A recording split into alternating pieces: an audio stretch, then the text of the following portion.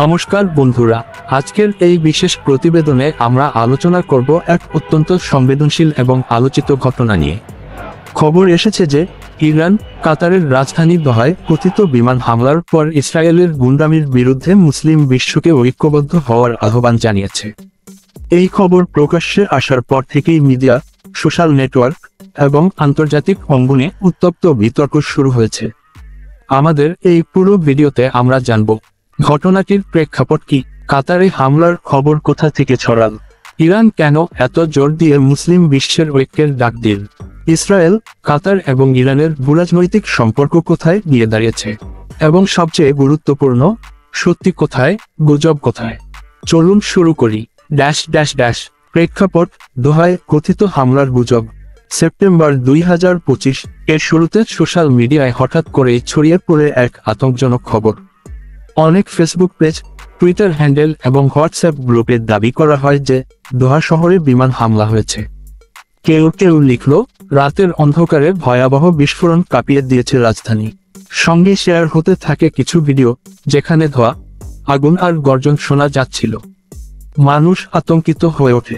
কাতারের ওপর সরাসরি আক্রমণ, এই কথা পড়ে অনেকের মনে হলো যে হয়তো মধ্যপ্রাচ্যের বড় যুদ্ধ শুরু হয়ে গেছে। কিন্তু যখন আন্তর্জাতিক সংবাদ মাধ্যমগুলোতে চোখ দেওয়া হলো, BBC, Al Jazeera, Reuters, CNN, দেখা গেল কোথাও এই খবর নেই। অর্থাৎ নিশ্চিত প্রমাণ ছাড়াই শুধু ভিডিও আর পোস্টের মাধ্যমে গুজব ছড়ানো হয়েছে। ইরানের প্রতিক্রিয়া। গুজব ছড়ানো মাত্রই ইরানের প্রতিক্রিয়া আসে। তেহরানের পররাষ্ট্র মন্ত্রণালয় কড়া ভাষায় এক বিবৃতি দেয়। তারা জানায়, দোহায় হামলা শুধু কাতারের ওপর নয়, সমগ্র মুসলিম জাতির মর্যাদার ওপর আঘাত। ইসরায়েলের গুন্ডামি আর সহ্য করা যাবে না। সময় এসেছে মুসলিম দেশগুলো এক কণ্ঠে প্রতিবাদ জানাবে, ঐক্যবদ্ধ হয়ে প্রতিরোধ গড়ে তুলবে। এই বার্তা মুহূর্তেই আন্তর্জাতিক মিডিয়ার শিরোনাম হয়ে ওঠে। অনেকে এটিকে মুসলিম বিশ্বের ঐক্যের ডাক বলল, আবার কেউ বলল এটি ইরানের রাজনৈতিক চাল।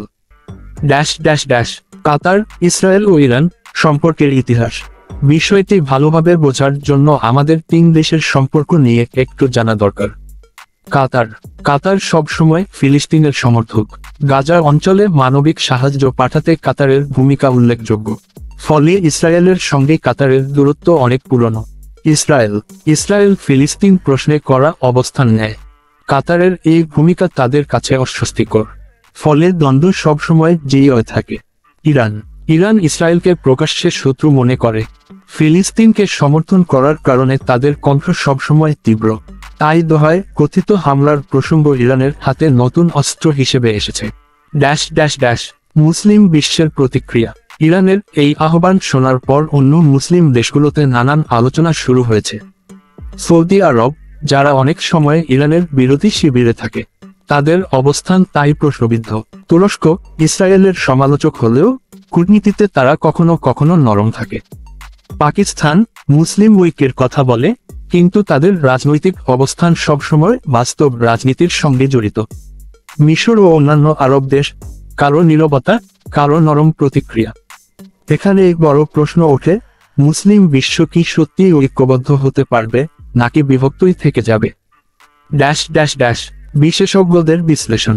আন্তর্জাতিক বিশেষজ্ঞরা বলছেন, ইরান মুসলিম ঐক্যের ডাক দিলেও বাস্তবে আরব দেশগুলোর মধ্যে দ্বন্দ্ব অনেক। কাতার ও ইরানের ঘনিষ্ঠতা থাকলেও সৌদি ও ইরান প্রায়শই প্রতিদ্বন্দ্বী। তাই ঐক্য সম্ভব হলেও সেটি সীমিত হতে পারে। অনেকে আরও বলেন, যদি সত্যি দোহায় হামলা হতো তবে এর প্রমাণ এতদিনে পাওয়া যেত। তেলের বাজার কেঁপে উঠত, জাতিসংঘ জরুরি বৈঠক ডাকত, আর আন্তর্জাতিক মিডিয়ায় তা বড় খবর হয়ে যেত। কিন্তু এসব কিছুই ঘটেনি। এর থেকে বোঝা যাচ্ছে যে বাস্তবের চেয়ে গুজবই এখানে বেশি প্রভাব ফেলছে। প্রোপাগান্ডা ও ভুয়া খবরের খেলা। বন্ধুরা, আজকের দিনে ভুয়া খবর বা প্রোপাগান্ডা ছড়ানো খুব সহজ। কেউ পুরনো ভিডিও নিয়ে নতুন শিরোনাম দেয়, কেউ মিথ্যা দাবি করে মানুষকে আতঙ্কিত করে। এই ঘটনার ক্ষেত্রেও তাই হয়েছে। কিছু পুরনো ভিডিও কেটে ছেটে দোহা শহরের হামলা হিসেবে দেখানো হয়েছে। আর ইরানের কড়া প্রতিক্রিয়া সেই গুজবকে আরো জোরালো করেছে। ফলে মানুষ ভেবেছে হয়তো সত্যিই হামলা হয়েছে। মুসলিম ঐক্যের প্রশ্ন। এখন আসি মূল প্রশ্নে, যদি মুসলিম বিশ্ব ঐক্যবদ্ধ হয় তবে কি হতে পারে? রাজনৈতিকভাবে ইসরায়েল চাপে পড়বে, অর্থনৈতিকভাবে তেল উৎপাদনকারী দেশগুলো প্রভাব বিস্তার করতে পারবে। কিন্তু বাস্তবে বিভাজন এত গভীর যে ঐক্য হয়তো কাগজে কলমে থেকে যাবে। ইরানের আহ্বান তাই বাস্তবতার চেয়ে প্রতীকী গুরুত্ব বেশি বহন করে। উপসংহার।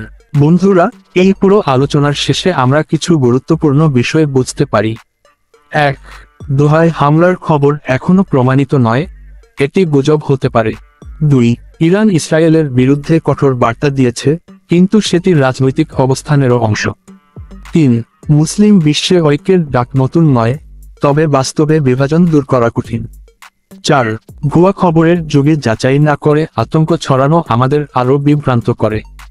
তাই আমাদের সবার দায়িত্ব হলো প্রথমে সত্য যাচাই করা, তারপর শেয়ার করা। সমাপ্তি।